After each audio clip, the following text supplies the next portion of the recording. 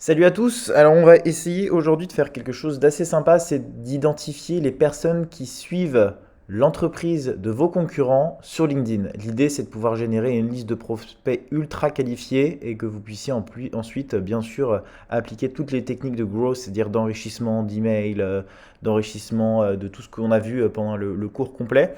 Donc là, on va voir ça ensemble. La première chose à faire, c'est de créer un faux profil LinkedIn. Donc pour ça, vous allez vous inscrire. Moi, j'ai créé une fausse adresse mail. Bien entendu, vous pouvez la créer vous de votre côté. Donc on va continuer comme ça. On va enregistrer. Je vais m'appeler Louis. Je vais m'appeler Creta. Continuer. Là, ils vont vous demander une petite vérification. Voilà.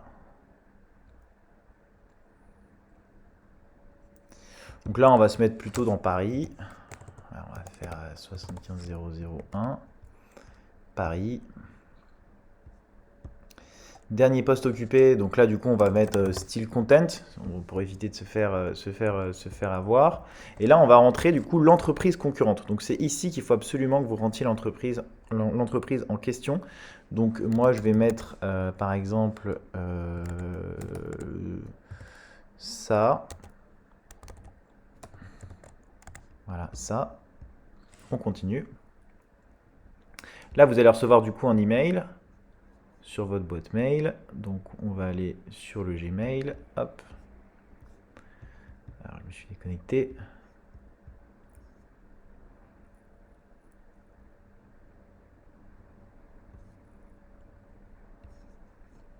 Voilà, bon là j'ai une petite configuration, mon message est juste derrière. Ok. On a juste à faire ça. Hop, hop. Non. Et là, ils vont tout de suite vous demander d'ajouter des gens. Donc nous, on va ignorer pour l'instant. Ce qu'on va faire, c'est juste rajouter une photo. On peut aller par exemple sur This person does not exist. Donc en fait, c'est quoi cette application? C'est qu'en fait, ça va vous générer automatiquement des personnes aléatoires qui sont générées avec une intelligence artificielle. Donc on va prendre lui. Elle est pas mal. On va enregistrer l'image. On va la mettre là. Hop. Et du coup, on va aller la chercher. Histoire de faire les choses bien. Donc ça s'appelle image.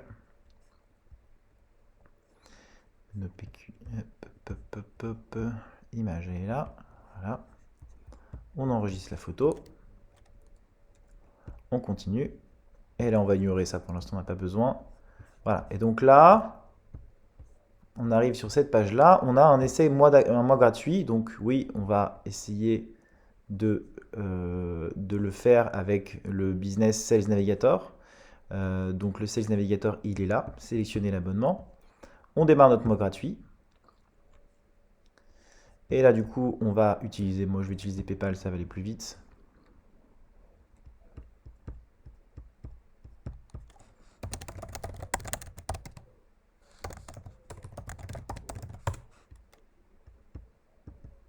Tac.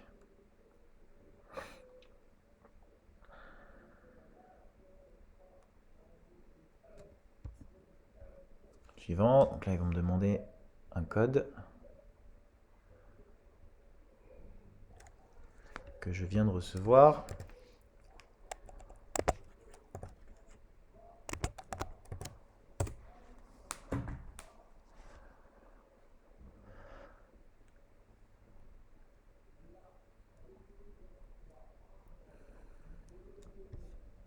Ok, on valide. Et voilà, donc là on a bien Sales Navigator, on commence notre essai gratuit. Et on va aller directement accéder à Sales Navigator. Donc leur page ne marche pas ici à chaque fois, il faut toujours retourner sur son feed et essayer d'aller directement voilà, dans Sales Navigator. Alors voilà, je ne sais pas ce qu'il me fait. Voilà, Sales Navigator il est là. Voilà, donc là on arrive là. Donc là, ils nous fait notre petit onboarding tranquillement. Ils nous font juste tester. Voilà, vous tapez sales comme ça, vous rajoutez qui vous voulez. Voilà. Hop. Bon, on va enregistrer celui-là, on s'en fiche. Suivant. Accéder aux résultats de recherche. Et donc là, du coup, on va essayer, par exemple, on va taper une recherche au hasard. Et on va aller plus, pas vraiment dans les mots-clés. Je pense que c'est pas le truc le plus pertinent. Je pense que le plus pertinent, c'est d'aller là. Donc nous, on va taper en titre, pardon, c'est pas en fonction, en titre. On va essayer d'aller taper sales, SDR. On va taper growth, pardon. Tac. Hop, voilà. Donc là, on arrive sur une page de recherche qui nous a été donnée et vous voyez, vous scrollez un petit peu. Prospects qui suivent votre entreprise sur LinkedIn. Donc vous cliquez dessus. Voilà, et vous arrivez sur toutes les personnes qui suivent l'entreprise en question. Donc on peut même continuer un petit peu, hein. On peut continuer par exemple RH. On va taper business. Tac. On va taper allez, les head of. Head of. On va taper founders. On va taper fondateur. On va taper CEO. Voilà. Du coup, on retourne sur notre petit. On a 375, c'est déjà pas mal. On peut même continuer hein, à aller faire dirigeant.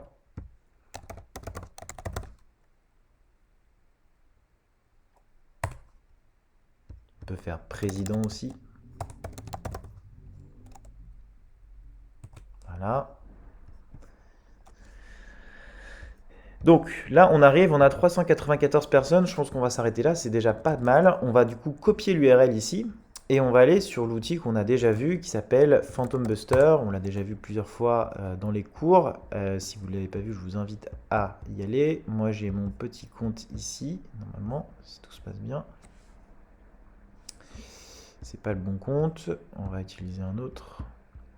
Ouais, effectivement, c'est le problème avec Phantom Buster, c'est qu'ils permettent de créer plusieurs comptes. Donc nous, on va aller là et on va aller récupérer par exemple Sales Navigator Profile Scrapper. Donc on va utiliser celui-là. On va connecter. Alors là, effectivement, je ne suis plus identifié. Donc on va aller...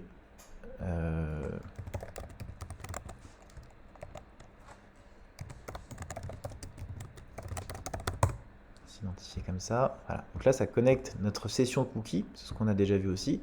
On rentre l'URL en question, Phantom Buster. Voilà. Non, attendez, pardon, je me suis trompé de fantôme. C'est Sales Navigator Profile Scrapper, c'est pas ça qu'on veut. C'est Search, voilà, c'est celui-là qu'on veut. Donc c'est Sales Navigator Profile. Non, Sales Navigator Search Export. Décidément, on va y arriver. Sales Navigator Search Export, il est là. Hop, on connecte. Voilà, on va se reconnecter. On récupère. Il veut pas.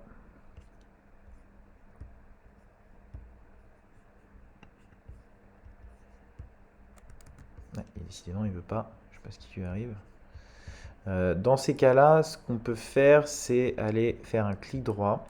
Ça, c'est un truc un peu de geek, mais vous allez dans Network. Non, on va pas dans Network, on est dans Application. Tac.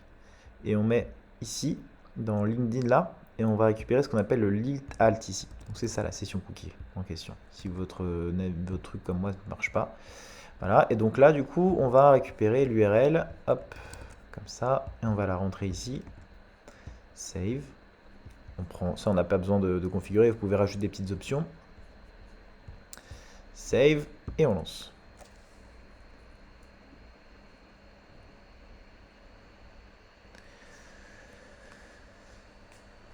Et là, du coup, ils sont en train de scraper. Il est en train de se connecter. Comme vous pouvez le voir, on va mettre le petit toggle. Voilà. 314, donc c'est exactement ce qu'on avait fait à la base.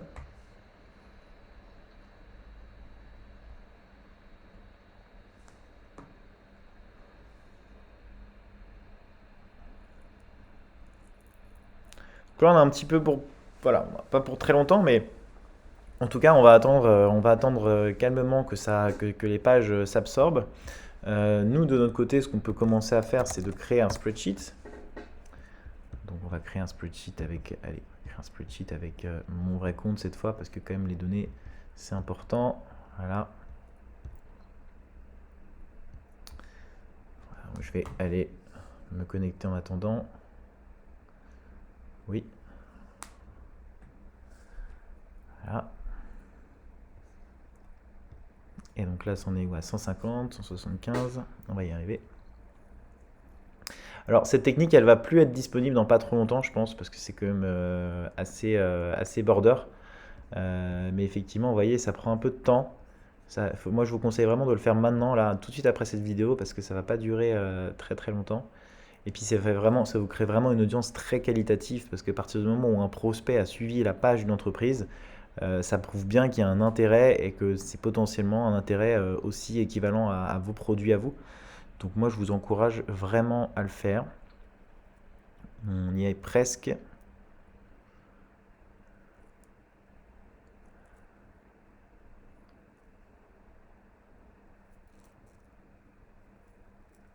Voilà, encore une page, je pense, ou deux.